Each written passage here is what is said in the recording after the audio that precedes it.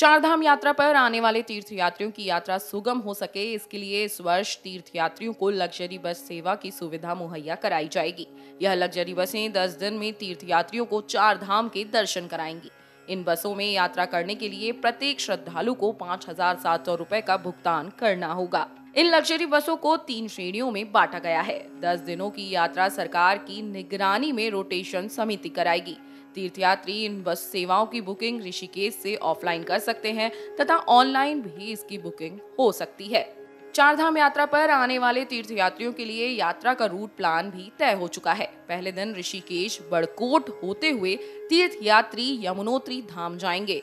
दूसरे दिन बड़कोट से उत्तरकाशी, तीसरे दिन गंगोत्री धाम, चौथे दिन सोनप्रयाग या गुप्तकाशी जाएंगे। 5वें दिन केदारनाथ धाम के दर्शन कराए जाएंगे। 6ठे दिन सोनप्रयाग या गुप्तकाशी, 7वें दिन पीपलकोटी, 8वें दिन बद्रीनाथ धाम, 9वें दिन पीपलकोटी और 10वें दिन वापस ऋषिकेश पहुंच जाएंगे।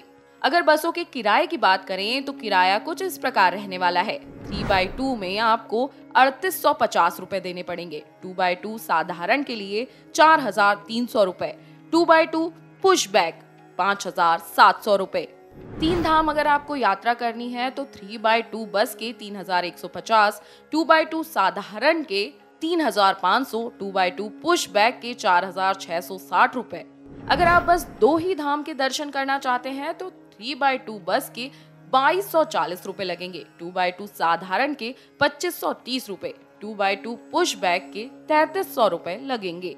अगर आप विशेष 2 धाम गंगोत्री और बद्रीनाथ के दर्शन करना चाहते हैं तो 3x2 बस में आपको 2,920 रुपए देने पड़ेंगे, 2x2 साधारण में 3,250 रुपए देने होंगे, 2x2 पुशबैक में 4,300 रुपए।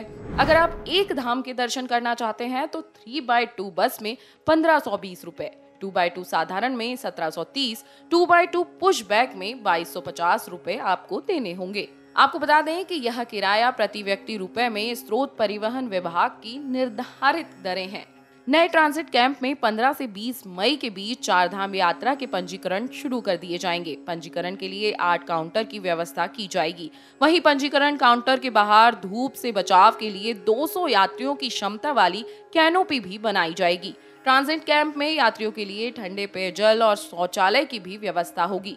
आपको बता दें कि कैनोपी में यात्रियों को बैठने के लिए बेंच भी लगवाई जाएंगी। पंजीकरण काउंटर के बाहर यात्रियों की भीड़ को नियंत्रित करने के लिए बैरिकेड की व्यवस्था भी की जाएगी। पंजीकरण के दौरान अव्यवस्था न हो इसलिए काउंटरों के बीच रेलिंग भी लगाई जाएगी। Video desk अमरउजाला.com। डाउनलोड करें अमर उजाला ऐप और पाएं खबरें लगातार।